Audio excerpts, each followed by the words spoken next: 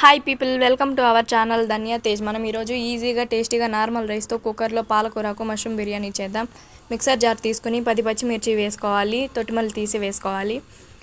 2 ఇంచుల అల్లం తీసుకొని సన్న ముక్కలుగా కట్ చేసుకొని వేసుకోవాలి. ఒక మీడియం సైజు వెల్లుల్లిపాయను తీసుకొని పొట్టు తీసి వేసుకోవాలి.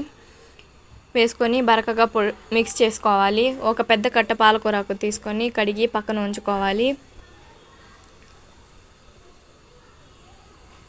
ఈ విధంగా బరకగా అయితే సరిపోతుంది. తర్వాత పక్కన ఉంచుకున్న పాలకూరకును తీసి వేసుకొని తగినంత ఉప్పు వేసి మెత్తటి పేస్ట్ లాగా తయారు చేసుకోవాలి.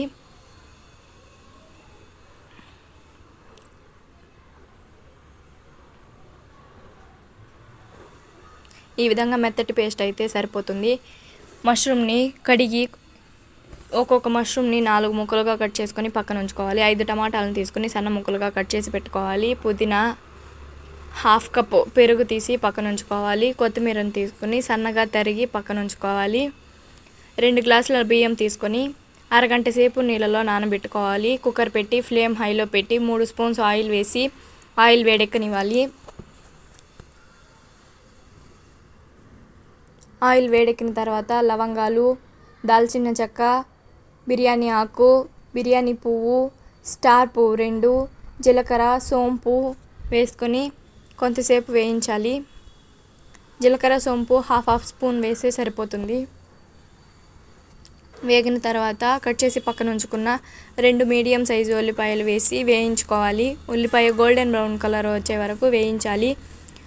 తర్వాత టమాటా వేసి టమాటా బాగా మెత్తబడేంత వరకు వేయించుకోవాలి.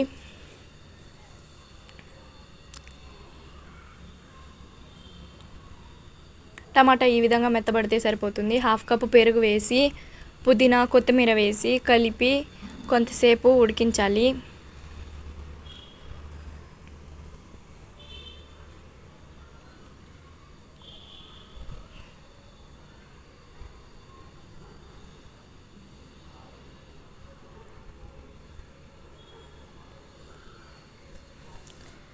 పుదీనా, కొత్తిమీర 3 నిమిషాలు ఉడికిన తర్వాత మనం మిక్స్ చేసి పక్కన ఉంచుకున్న పాలకూరకు మిశ్రమాన్ని వేసి కలిపి మరొక 4 నిమిషాలు ఉడికించాలి.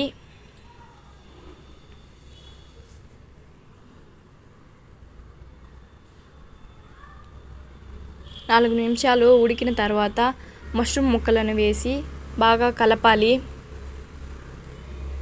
మష్రూమ్ ముక్కలను వేసి కలిపి 3 నిమిషాలు ఉడికించాలి.